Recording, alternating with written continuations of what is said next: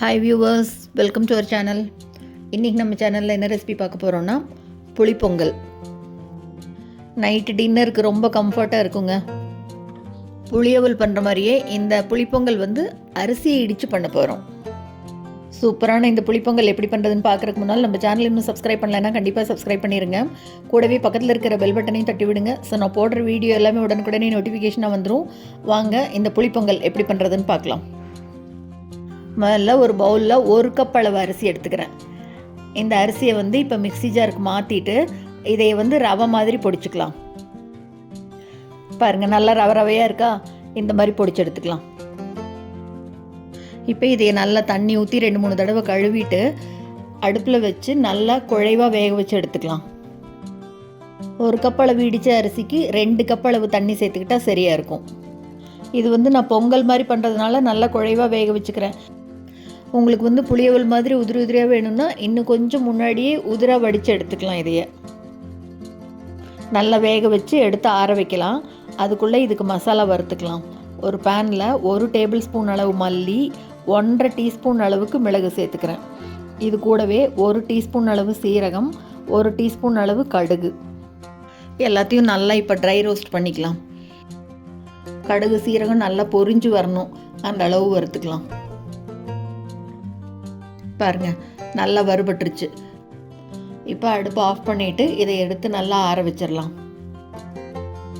இப்போ அதே பேனில் புளியை நல்லா ஊற வச்சு கரைச்சி எடுத்து வச்சுருக்கேன். நல்லா திக்காக கரைச்சி எடுத்துக்கணும்.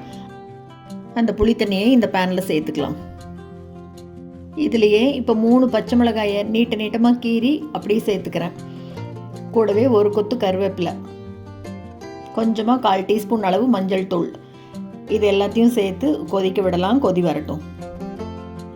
இது இப்போ நல்லா கொதி வந்த உடனே இப்போ இது கூட கொஞ்சமாக வெல்லம் சேர்த்துக்கலாம்.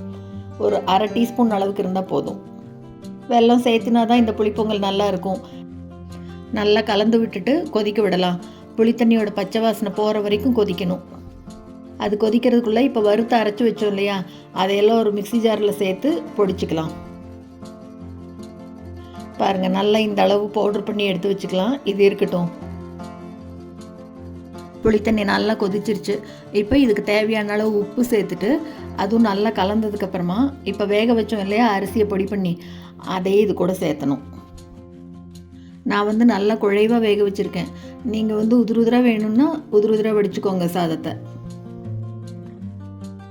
இப்போ அடுப்பை கொஞ்சம் சிம்மில் வச்சுட்டு நல்லா கலந்து விட்டுறலாம்.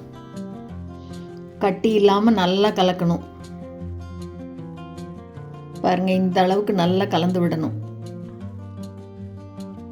அடுப்பை சிம்மில் வச்சே கலந்துக்கலாம், அடி பிடிச்சிரும். இது நல்லா கலந்ததுக்கப்புறமா இப்போ வறுத்து அரைச்சி பொடி பண்ணி வச்சோம் இல்லையா, அதை சேர்த்துக்கலாம். ஃபுல்லாகவே சேர்த்துடலாம், சரியாக இருக்கும். இதையும் நல்லா கலந்து விடணும். உப்பு காரம் எல்லா பக்கம் ஒரே மாதிரி வரணும். நல்ல வித்தியாசமான டேஸ்ட்டில் சூப்பராக இருக்குங்க இந்த புளிப்பொங்கல். இதுக்கு தொட்டுக்கிறதுக்கெல்லாம் ஒன்றும் வேண்டாம், அப்படியே சாப்பிட்டுக்கலாம். இப்போ அப்படியே அடுப்பை சிம்மில் வச்சு 2 நிமிஷத்துக்கு மட்டும் மூடி வைக்கலாம். 2 நிமிஷம் இருந்தால் போதும். நல்லா சூப்பராக வெந்து அருமையாக இருக்கு பாருங்க. நல்லா ஒரு தடவை கலந்து விட்டுட்டு அடுப்பை ஆஃப் பண்ணிவிட்டு இதுக்கு தாளித்து கொட்டிடலாம். இதுக்கு தாளிக்கிறதுக்கு நல்லெண்ணெய் தான் சேர்த்தணும். அடுப்பில் எண்ணெய் வச்சுருக்கேன். எண்ணெய் நல்லா காஞ்ச உடனே இது கூட கடுகு சேர்த்துக்கலாம். கூடவே கொஞ்சமாக கடலைப்பருப்பு சேர்த்துட்டு 1 டீஸ்பூன் அளவு உளுத்தம்பருப்பு சேர்த்துட்டு இது கூடவே கொஞ்சமாக வேர்க்கடலை சேர்த்துக்கலாம். இப்போ ஒரே ஒரு காஞ்ச மிளகாய் கிள்ளி சேர்த்துக்கிறேன். இது கூட 1 கொத்து கருவேப்பிலை எல்லாம் நல்லா பொரிஞ்ச உடனே இப்போ அடுப்பை ஆஃப் பண்ணிவிட்டு இதை எடுத்து இந்த பொங்கல் மேலே கொட்டிடலாம். அவ்வளோதாங்க, ரொம்ப ரொம்ப டேஸ்டியான புளிப்பொங்கல் சூப்பராக ரெடி ஆயிடுச்சு. பார்க்கவே எவ்வளோ எம்மியாக இருக்குது பாருங்கள். சூப்பரான இந்த புளிப்பொங்கல் ரெசிபியை நீங்களும் கண்டிப்பாக செஞ்சு பார்த்துட்டு மறக்காமல் கமெண்ட்டில் சொல்லுங்கள். இந்த வீடியோ உங்களுக்கு பிடிச்சிருந்ததுன்னா லைக் பண்ணுங்கள், ஷேர் பண்ணுங்கள், கமெண்ட் பண்ணுங்கள். மறக்காமல் நம்ம சேனலை சப்ஸ்கிரைப் பண்ணுங்கள். கூடவே பக்கத்தில் இருக்கிற பெல் பட்டனையும் தட்டி விடுங்க. ஸோ நான் போடுற வீடியோ எதுவுமே மிஸ் பண்ணாமல் பார்க்கலாம். தேங்க்ஸ் ஃபார் வாட்சிங்.